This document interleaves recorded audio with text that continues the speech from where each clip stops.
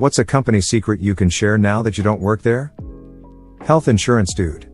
When you file a claim, it is often denied because they're counting on you not escalating it. Once you do, your case goes to a medical management group which ought to be called the We Don't Want to Pay group. Keep escalating and involve your doctor. Fight for the insurance you paid for. Mortgage industry here. We're like cops. Only answer the question asked. Do not provide additional information to be helpful. It could screw you over. What are examples that screw people over? Oprah Winfrey had us edit her arm waddles in post-production. I've peeping love this one. I worked at Olive Garden in the mid-90s while I was in college. Back then, they had the all-you-can-eat soup, salad and breadsticks lunch special for like $4.25 tax. Working lunch shift sucked. You would get probably 2 or 3 tables. And there was a 99% chance that all of your tables were 2 ladies getting this lunch special with water during their lunch break. After about a year, several of our best servers were mysteriously fired. It turns out, they were running a scam where they used the same receipt over and over again when these ladies paid for their meal with cash. Since we could get those 3 items ourselves from the back without ringing them into the system, these servers were just pocketing the cash for the entire meal. So instead of making like $5 to $8 in tips during a lunch shift like the rest of us dumb schmucks, they would make an extra 20 or so by stealing from the company. This isn't a company secret. But I worked part-time at a Domino's franchise in college. The owner was, at first glance, a short-tempered, critical penny pincher who did everything he could to save business money. Right down to watching over your shoulder to make sure you didn't put too much cheese on a pizza. Cheese is called white gold in the pizza industry. Even back in 2002. But after working for him for a while, you realized why he was so specific about the margins. Twice yearly, he would send out generous bonuses in the form of money orders made out to his employees from his own personal savings account to the college students working for him. The checks/money orders contained the memo line "Keep learning." The amount of the money orders would be directly correlated to the profit margins of the stores he owned. The dude did legit profit sharing. After I graduated, I heard a rumor that he was trying to start up a small education grant trust that would benefit applicants of the Farmer School of Business at Miami University. But I don't think anything ever came of it. This owner also played favorites when hiring. Every single one of his managers was a former employee. 3 of the 4 managers at his stores when I worked there had graduated from my college with business degrees. All 4 of them had a small portion of their education paid for by Marvin Covington. Marvin Covington, Oxford, Ohio Domino's owner from Vevey, Indiana, died in 2017. That dude knew how to do business. And do it right. T-Mobile has 2 coverage maps. The one they show customers and the real one that is internal shows the actual coverage. Diminishes by about 50%. Their coverage is built on a bed of lies. I worked at Laurel. The cosmetics from Laurel and Lum are practically the same. But Lum costs like 20 more. I used to work in college admissions. Rich donors, athletes, and other VIPs have lower admission criteria. They still have minimums. But they're super easy to reach. Even for a selective university. In the case of the university I worked for, BYU, children of General Church authorities also got this. Diet Sprite and Sprite Zero were the exact same thing. They didn't change the recipe one bit. They just changed the name and design. This Mormon church likes to talk about how much charity they do. But it's always tied to some form of missionary work or proselytizing. Particularly in UT. They would secure housing, furniture, food etc. to Iraqi refugees.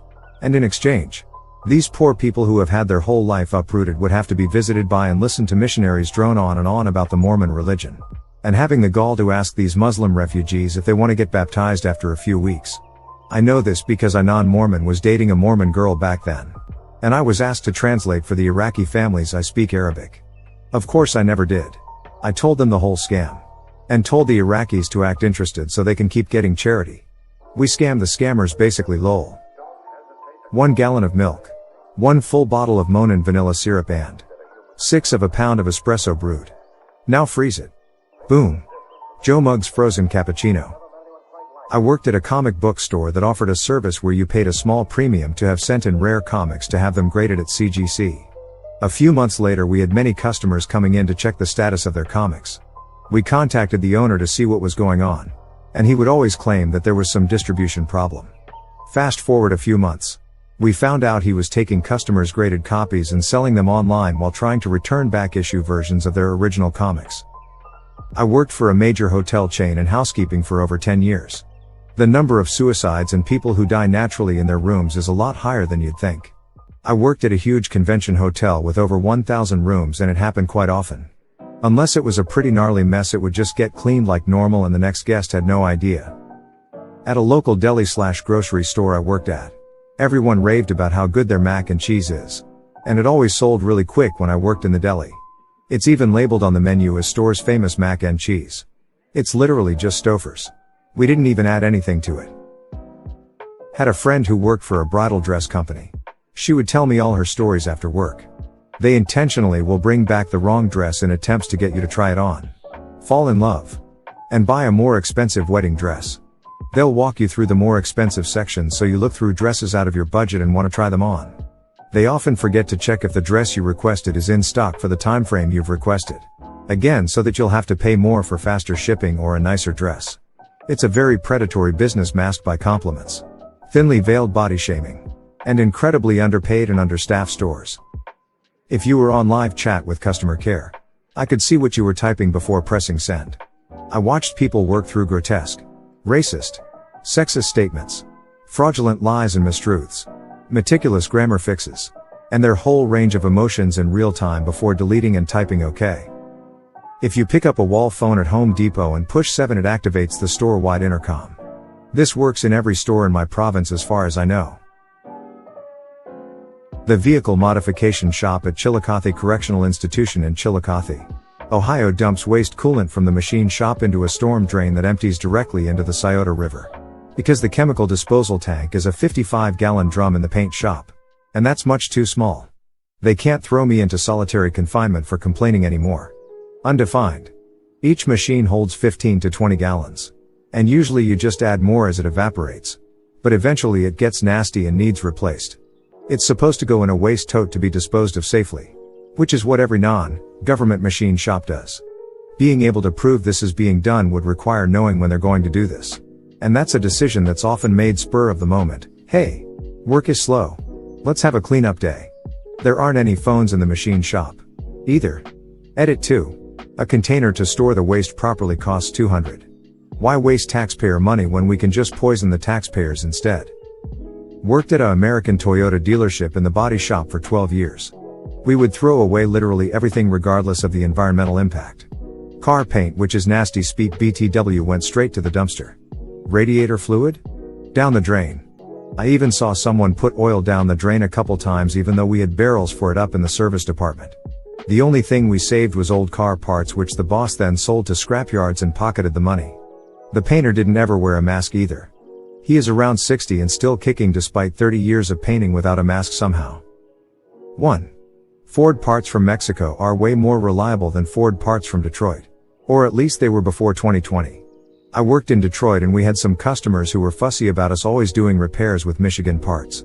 But when we had a problem that wouldn't stay fixed, we would always secretly switch to the Mexican parts, which did solve things. 2. I was a prison guard a decade ago and we installed some facial tracking software in the surveillance cameras. One of the inmates panicked while cleaning the unused solitary confinement cells, which is usually a desirable job. It's easy as peep and nobody pays attention to you, and he insisted that he be moved out of that job because there was a ghost. The ranking officers decided to check the new cameras. And the security software claimed it saw a face behind the inmate at the same time as he was visibly startled in the camera footage. We're all aware there are mundane reasons why a new facial recognition system would think it saw a ghost. But since the inmate and the security software both thought there was a ghost, it was decided that the inmate should be immediately transferred at no penalty. Thank you for watching. If you enjoyed the video, hit like. If you would like to see more, feel free to subscribe.